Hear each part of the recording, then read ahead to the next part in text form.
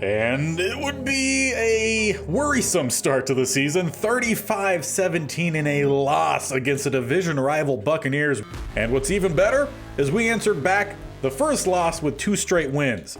Will be a throw, could step up and run if he needs, or he throws the interception. Hopefully we can find some rebounds rather quickly.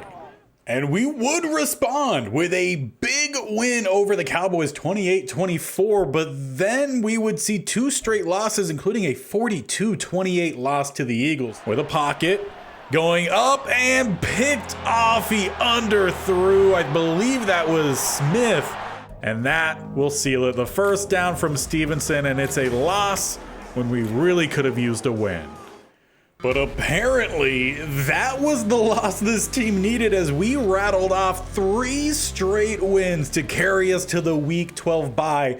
And we would just keep that momentum going. After giving up 15 in the fourth quarter, we walk away with a field goal victory.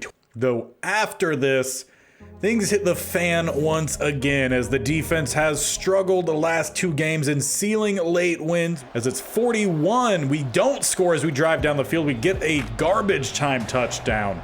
But that is not what this locker room needed by any means. And the team would hear us. One of our best performances in a while. We pick up the 24-3 win. And we'll jump into this next drive as I need to point out the bottom of the screen. The Raiders did us a favor, a 28-24 win over the Panthers, solidifying us as divisional champions. No, your eyes are not deceiving you. A team with a losing record, 8-9, have made the playoffs. Not the first time in NFL history. The Seahawks, they did make it the one and only team to make it to the playoffs with a losing record while playing a full season. There have been several other teams that have made the playoffs a long time ago when it was not a full season. Not exactly sure what happened there, but I want to say, I saw something that said that there was like 9 games played or something. This, however, is the first team to make it to the postseason with a losing record, having 18 weeks, 17 games. So who knows what we're going to see here. Our offense struggled throughout the season, that was for sure. Defense also had their fair share of problems. But today, we face the Green Bay Packers, who are 12-5, or were 12-5. Now everyone's 0-0. They have Jonathan Taylor with the number 1 rushing offense, averaging 140 yards a game.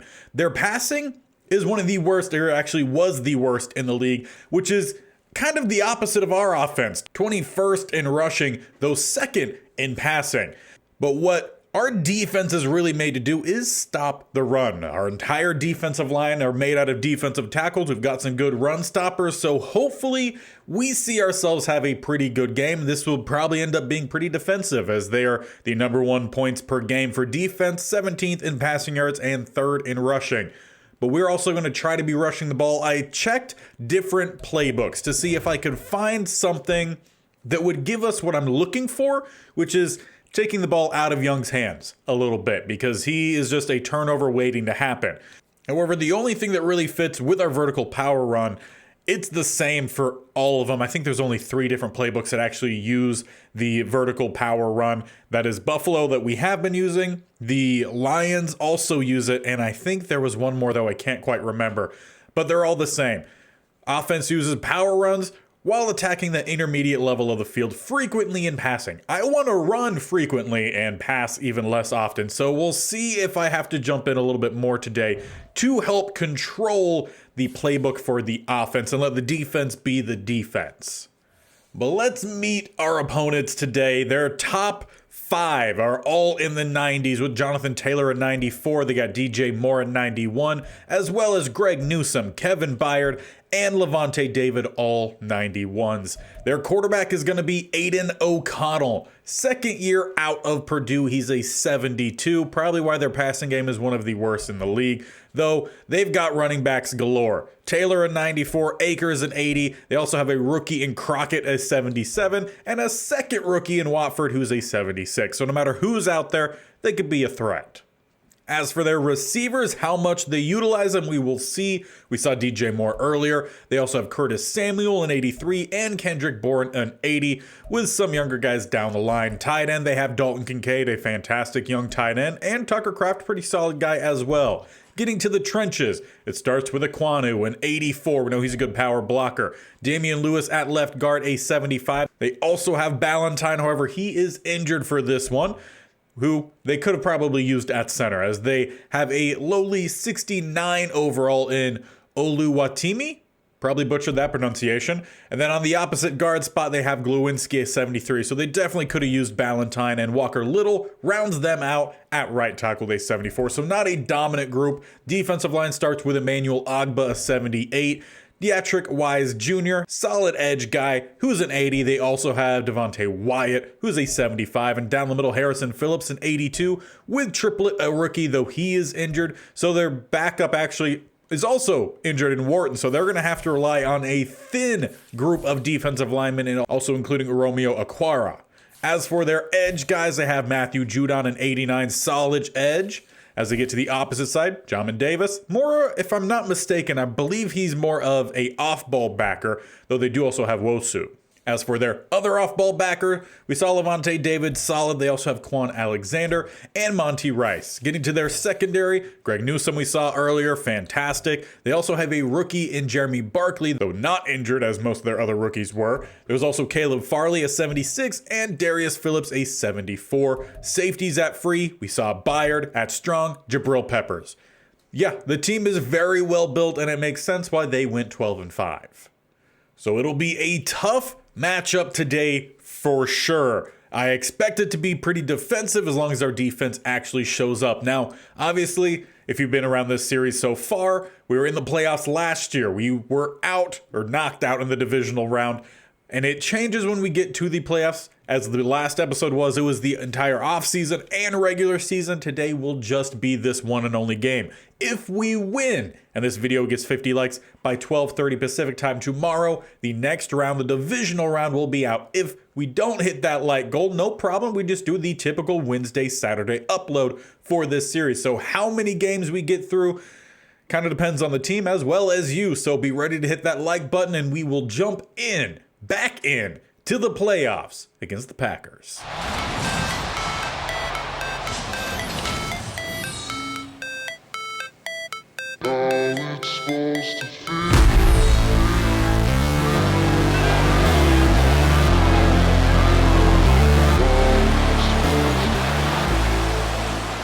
Now let's get the playoffs underway. As we boot it off, it will be defense out first, as they are returning this one, getting up too close to the 25 before we put them down with Collins. And out comes O'Connell with the worst passing game in the league. However, the rushing game has been pretty solid, but O'Connell has actually played a pretty clean season.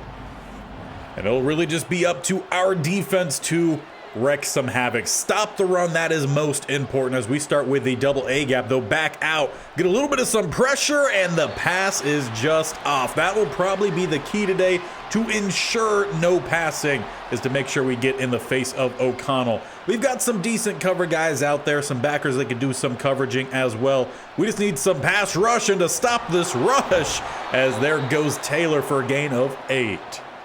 Where we're going to find ourselves in trouble is when they do run with the spread offense, however, still run down the middle. That's where we're going to be at our weakest, as they do find a first down gain. That one goes to Curtis Samuel. Now, throughout our time here with the Alabama State-only challenge, can't say Minkah Fitzpatrick has been all too impactful in this postseason. We need him, as there's a great job on the outside. I want to say it was Harrison Jr. slowing down Taylor. We clean it up. That'll bring up 2nd and 9. As they got 2 spread to the top, 1 down to the bottom. It's a pretty good line for them, but nothing dominant, at least compared to our defensive line. They'll match up pretty evenly. Another good stop there, 3rd and 6. Collins, while not a full-time starter at linebacker this year, only in the nickel, a sub-backer. He's actually racked up a lot of tackles, so also need him to have a good game. As they dump it off, it's through the hands of Curtis Samuel. He heard Harrison Jr. coming in. Now, as our offense heads out, we are without most of our receivers in this game. Tyreek Hill, he suffered a season-ending injury in the final week, as that's going to be an immediate interception. I just said at the top of this episode that Young is a walking turnover, and it hits play 1. So extremely quickly, the Packers retake the field. But what I was trying to say is we only have 2 of our starting receivers really today. Mechie's out with a practice injury. Tyreek Hill in the final game last episode suffered a season-ending injury. So we're having Jahmyr Gibbs play receiver today, as well as our tight ends. However, they were only on the field for 1 play before Young turned it over, and we get it right back. There's Minkah Fitzpatrick. Also talk about we need him to have a big game. He gets a big return, finds the corner. As long as he could outrun the receivers, this is gonna be a pick 6 all the way from the opposite goal line. Minkah Fitzpatrick. And just like that, he has outscored our offense in 1 play, considering they've only also been out there for 1 play. As Taylor goes with a handoff, I'm wondering how much more they go back to the running game this drive. Start with a good stop from Harrison Jr. Defense, as mentioned, need them to have their best game, and so far they're living up to it.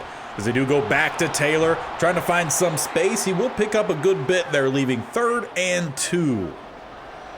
And we have ourselves a really strong defensive line. By that, I mean the actual attribute of strength.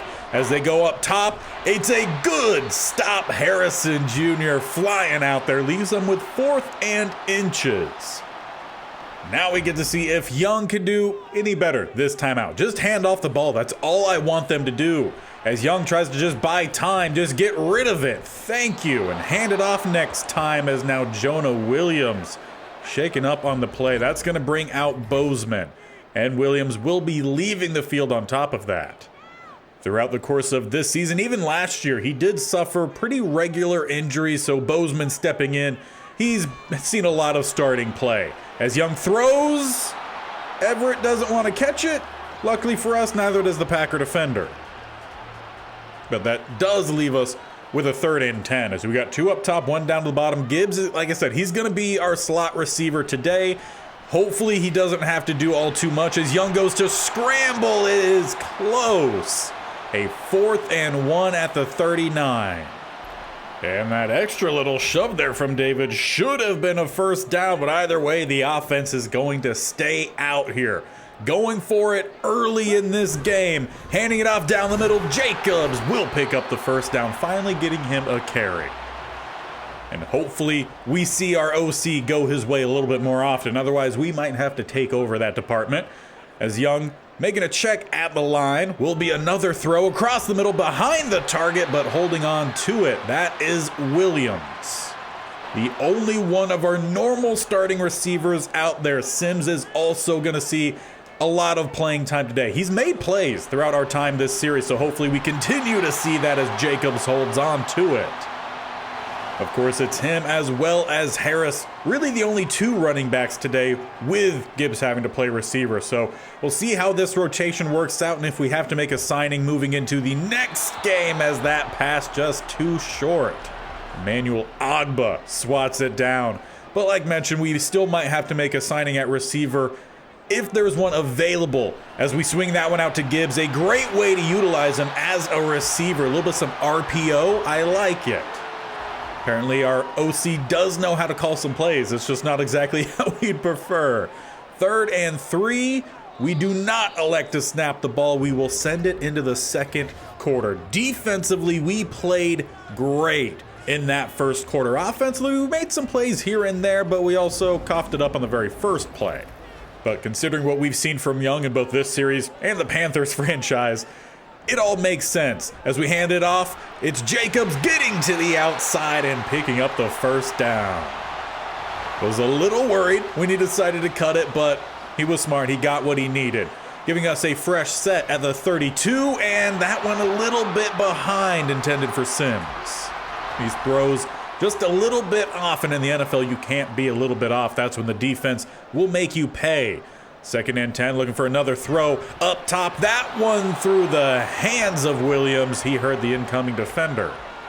Either that or he had a bucket of popcorn at the sidelines. Who knows? 3rd and 10, 2 spread either side. Quick pass rush, halfback screen to Jacobs, and no blocking up front for him. He ran by it. 4th and 3 at the 25. We will send out the field goal team, or no. Okay, well, still the OC and I, we're not seeing eye to eye, but hey, I like it. Let's go for it here. 2 up top, 1 below. Hand it off Jacobs. We kind of get enough of a block there from Gibbs as he came back for the crack back block. Ended up being just a little bit more of a shove. Either way, pans out for us. 1st and 10. We got the I form. Play action. Young. Rolling. Going deep down towards the back corner and too far. Tried to find Everett there, though, has started 4 of 11. Definitely not a clean start by any means. As we go with another RPO, swinging it out, it's to Everett. Gain of 2. I think we probably could have matched that, if not done better, by handing it off, but we need 8 here. 1st down at the 9. Young will find his guy. It's Williams dropping another one. And there we will finally decide to send out the field goal team, but Barkley has just been all over Williams in this one. But we will extend our lead.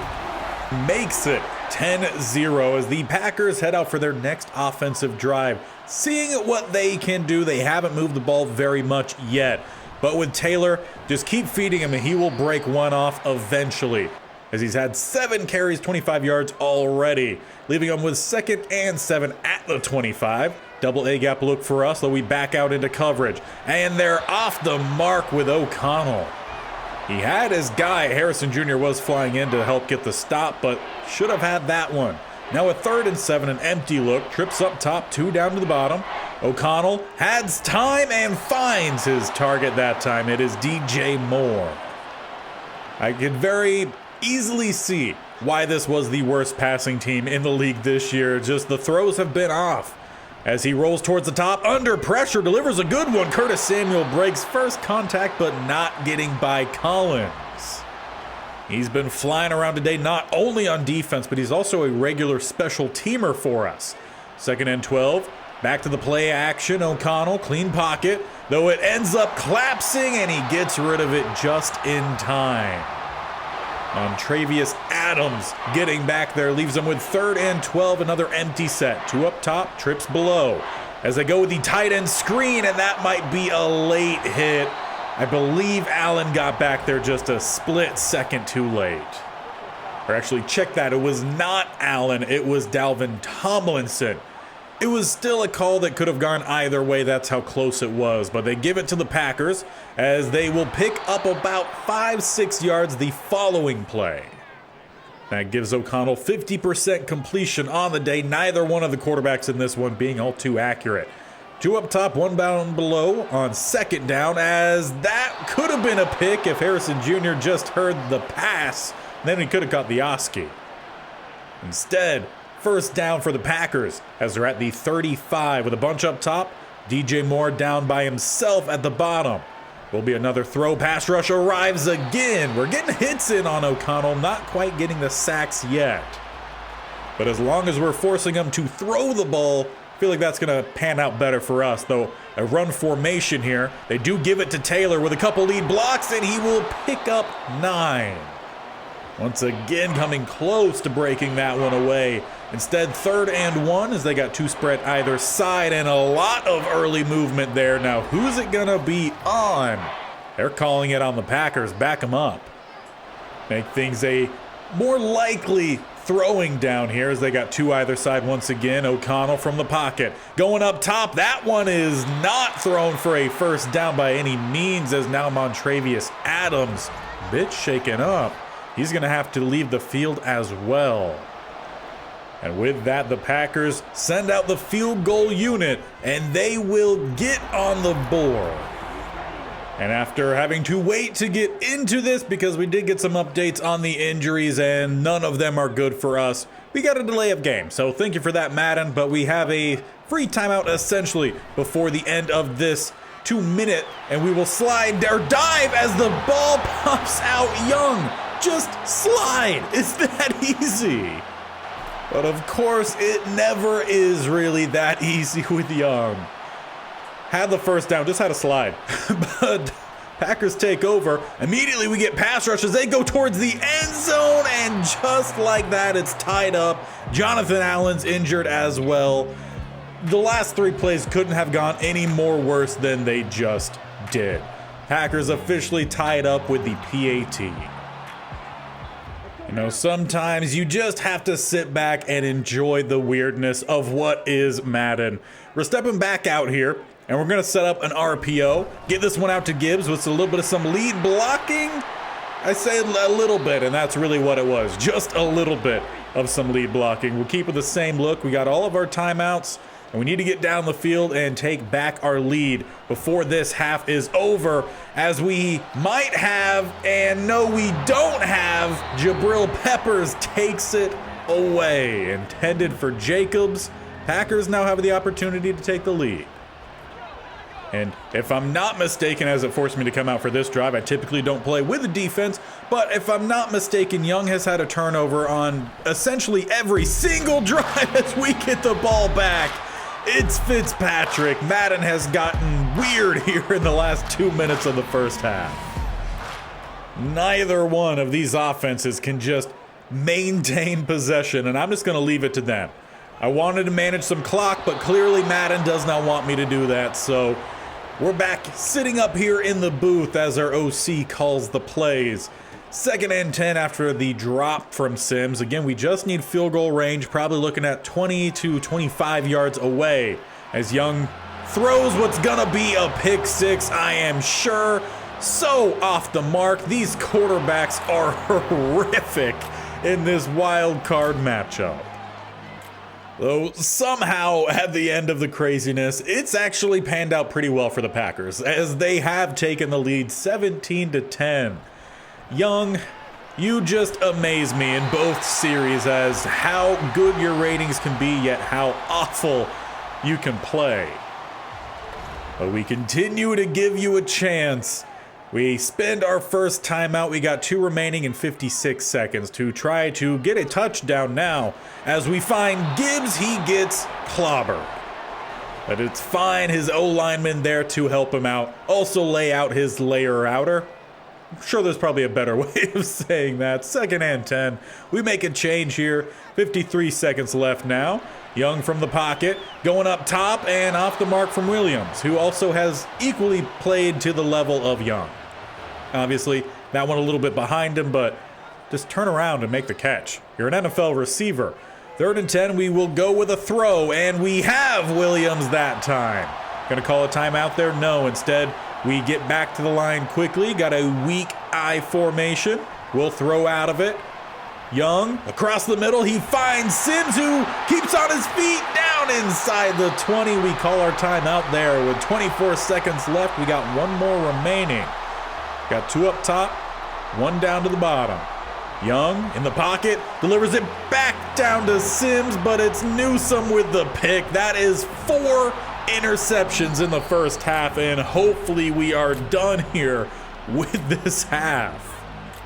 I have never seen a playoff game go this bad for, honestly, both quarterbacks, but one at least doing slightly better. There's a big hit coming in from Collins on Taylor. The big focus, obviously, going into this was on Taylor. Can he be stopped? We've stopped him, but Young just keeps gifting the Packers with field possession, with points, and we find ourselves down 17-10 at half solely because of that. On top of that, we're also the first game to be played on the NFC side, so no update as for any of these other games. But as we start our second half, it is not Bryce Young leading out the offense. Instead, it is Stidham getting his opportunity, and we'll see what he can do with it.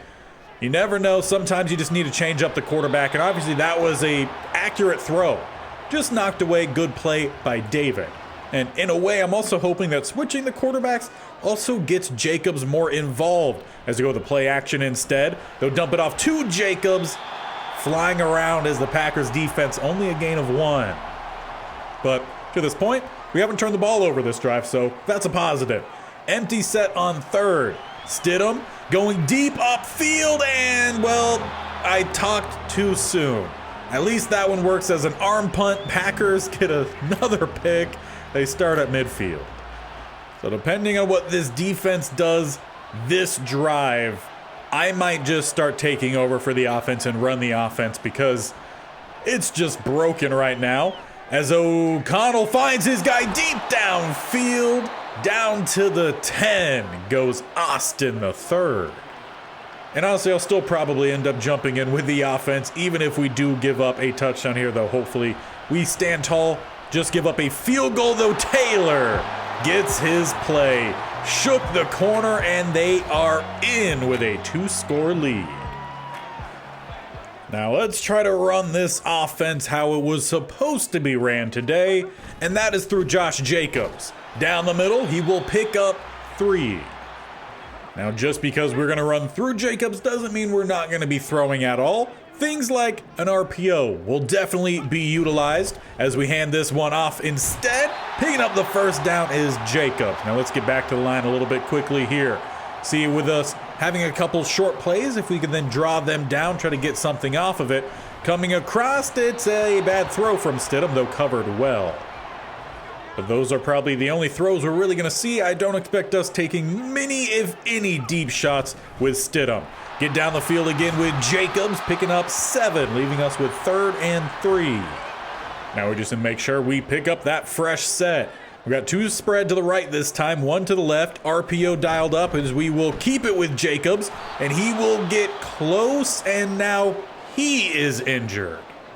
And his day could be done as he's heading to the locker room. Hopefully, he just needs a change of shoes. We got 4th and inches. Gibbs heads to the backfield as we got another RPO dialed up, though we go with the run, and he spins off and loses the yardage. It will be a turnover on downs. It makes sense when you see the record. But right now, the Packers have a 2-score lead, and we have lost half of our starting players, it seems like. Taylor, handoff, picking up 5. Well, he hasn't gotten too many big runs. He's still been pretty consistent, putting in about 4 to 5 yards per rush. As they go back to him, tries to bounce it. He will only manage 2 that time, leaving 3rd and 3. The middle of this defense has not been open much. Most of the success is going to come on the outside as they try to go down the middle. Though they cleared it that time, the juke and the speed make it a 3-score lead. A little bit of a late hit comes in there from Barlow, but that is a big one for them as we can't really pass the ball, but now we might have to. Well, at least at the end of this, no matter what happens, we can say we played a really good first quarter. After that, it's been nothing but just chaos. Great throw there, Stidham.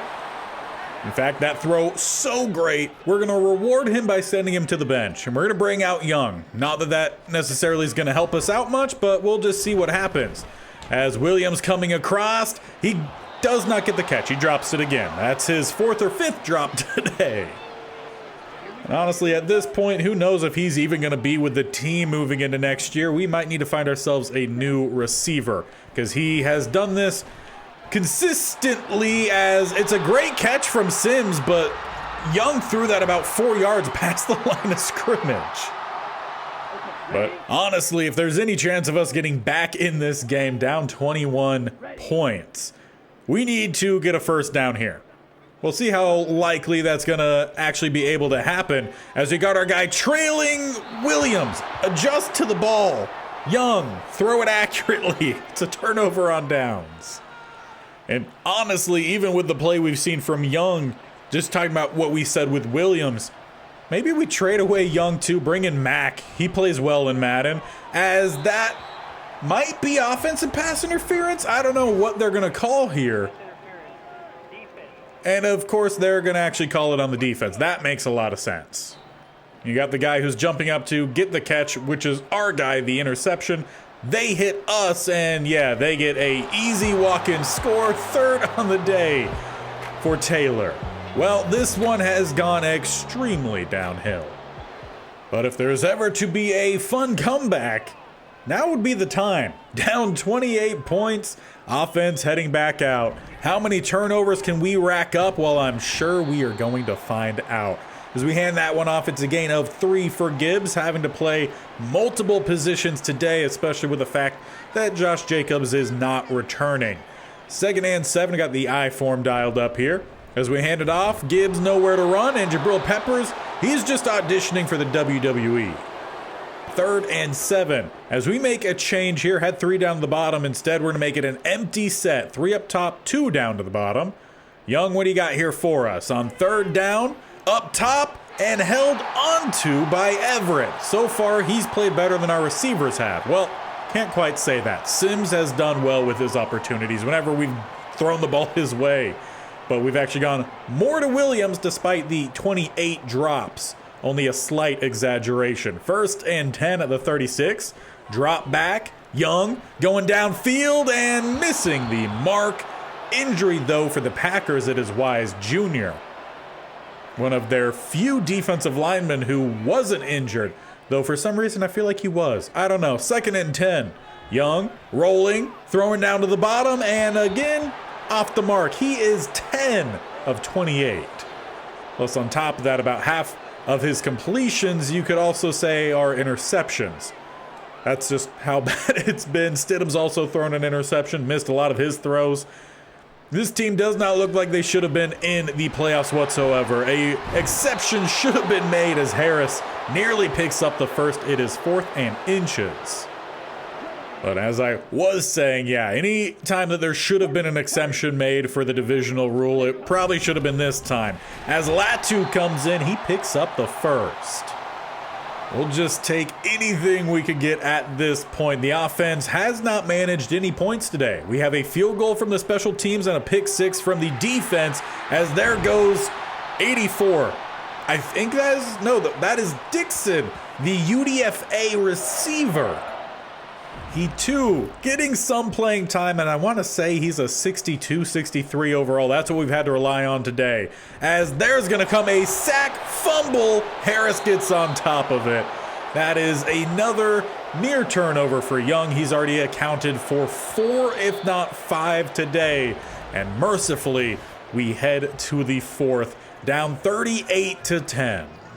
If anyone wanted to know why Florida State was not put into the college football playoffs, this would be why. As we will still attempt to make something happen, a flag comes in towards the end. And it'll just back us up, holding on Evan Neal, make it 2nd and 29. As we are back at the 46, Young, clean pocket that time, delivers it out to Everett, who will pick up about the lost yardage, and that's about it. And by lost yardage, I mean just from the penalty, not the sack from 1st down. 3rd and 20. 1st down around the 16. Young stepping up, trying to buy some time. Runs into the defender, coughs it up. The offensive lineman picks it up, and we go nowhere. But why not keep that group out for 4th and 22? With 3 up top, 2 down to the bottom, Young stepping up again and not stepping up enough. Harrison Phillips gets the sack and the turnover on downs. So with 7 minutes left here in this game, what kind of just craziness are we going to see? Good stop. That is the rookie in McIntyre. He was not supposed to be a main starter this year, but sees some rotation. However, when Madden decided to release one of our best defensive tackles because we had an offensive lineman injury, it opened things up for him. But honestly, probably better to get the young guy in and see some playing time early on. He was a hidden dev. Not sure if he unlocked it yet. If he did, it would just be a star as we get the stop there. They give us the stop. 4th and inches. And the Packers will just punt it away because they want to watch the just hilarity of this offense. As again, we have not managed any points offensively today. As Young, I mean, come on, dude. Why spin around 18 times and then chuck it kind of out of bounds? Then on top of that, try to correct your teammates when you haven't done anything well this game. 2nd and 10. He's making a check now with a bunch up top, one down the bottom in Sims. He will set up a halfback screen to Harris.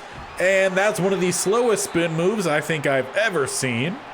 Honestly, even the half spin move that I can't remember who it was that did it, but that was probably even quicker than that. 3rd and 10 now. Young delivers a catchable ball. However, Gibbs, he ran backwards. It's 4th and inches. No forward progress granted there, but the offense will stay out. Bunch up top, one down to the bottom again. Young from shotgun throws it with the weirdest motion, and that time Williams had it and decided no. He threw the ball away at a Packer defender, and the offense can come back out for that. You know that you should not be in the playoffs when this is what your team gives you.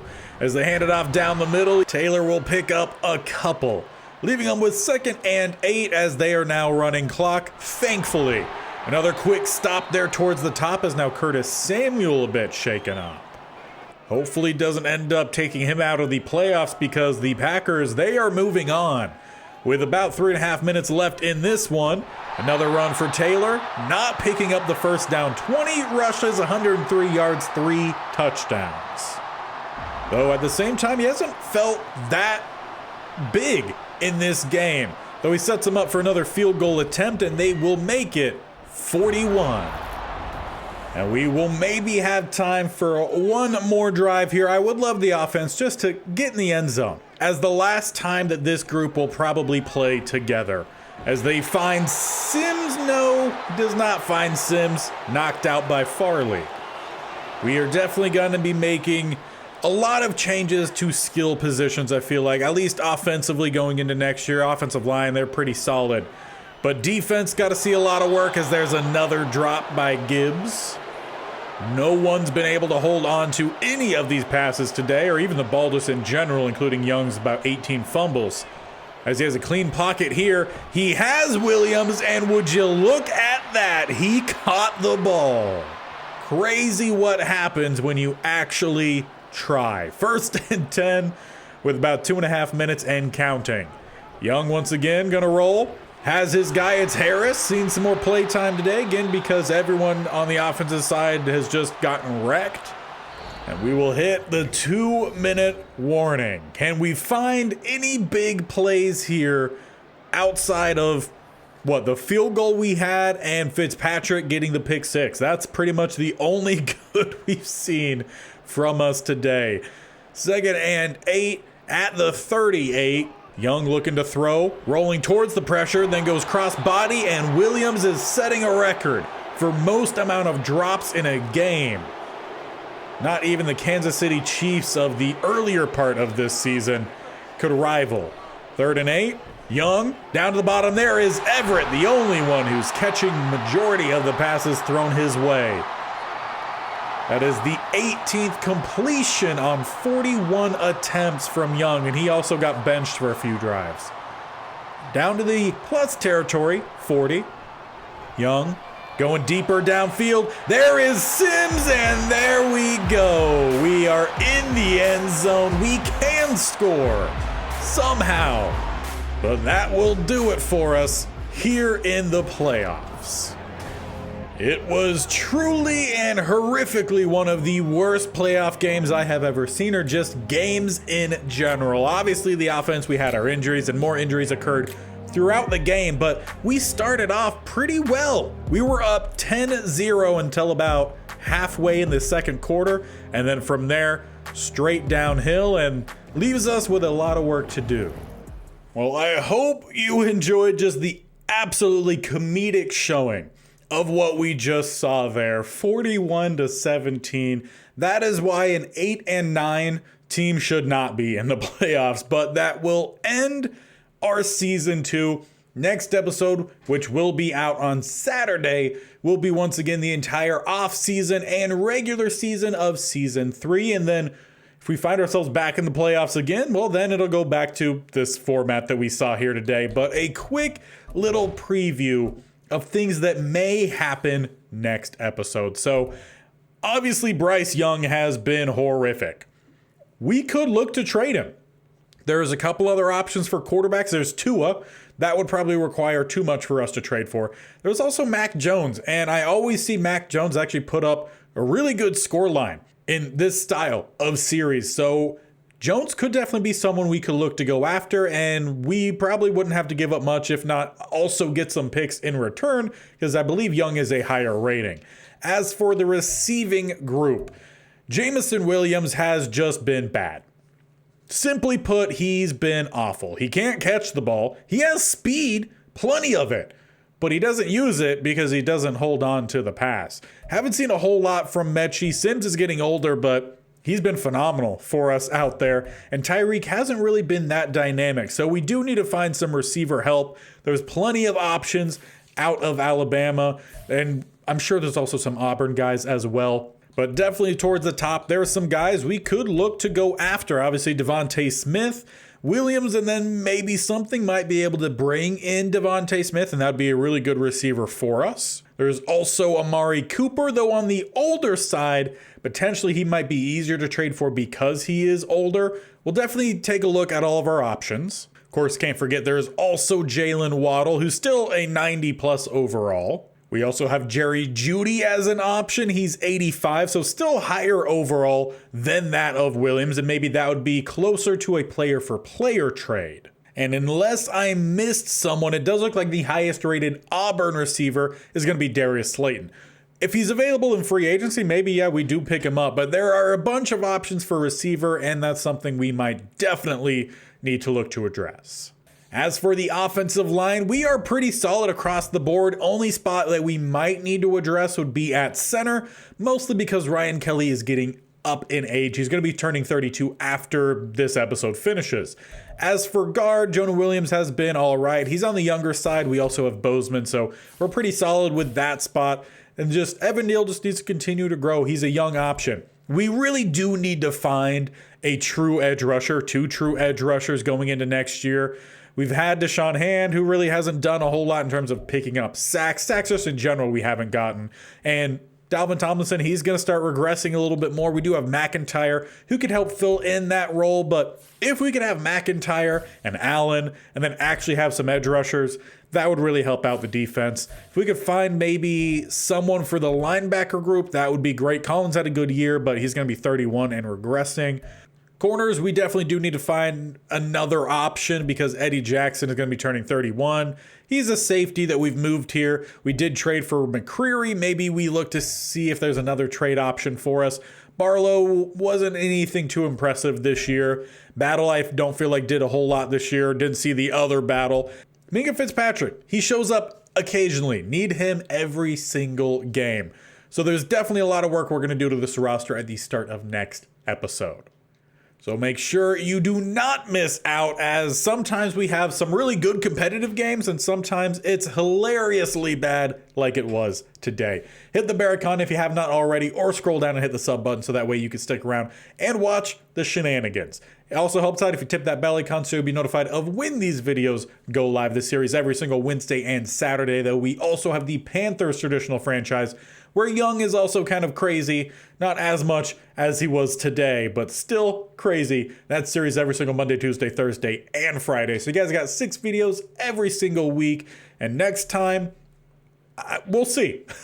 Honestly, no idea what this team has in store for us, but so far it's at least been fun.